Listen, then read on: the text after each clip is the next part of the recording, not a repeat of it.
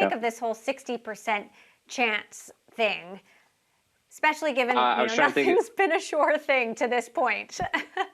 Yeah. I was trying to think of something clever about fool me once, whatever. But to me, it feels higher than 60% simply because, both sides are showing up. They want the same deal, right? They want the same price. At least that's what they say. And now a judge has said, okay, you have till the 28th to do this. And a lot of the stuff, getting debt financing in order, for example, getting shareholder approval, that's all done, right? So they say they want the same deal. They say that all the stuff that they need to do to get that done is essentially done.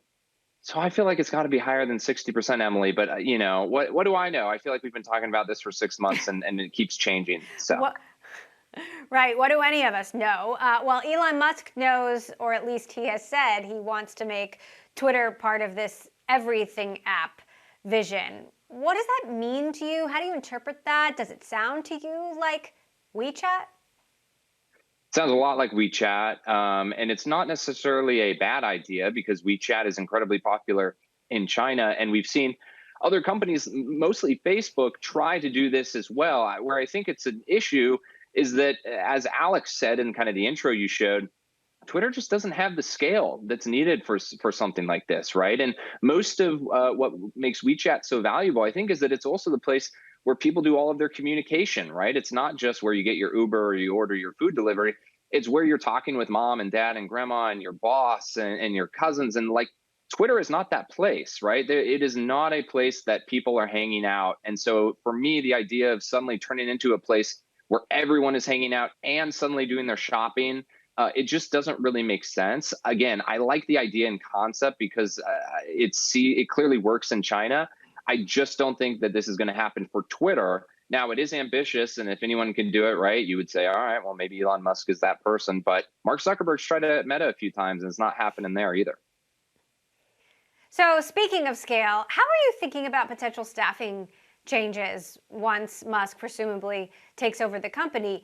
Is there going to be a mass exodus? Is there going to be an influx of Elon Musk's fans who want to work for him? Clearly the size that the company is can't necessarily handle, like you said, the scale of a social media platform the Right. size of WeChat.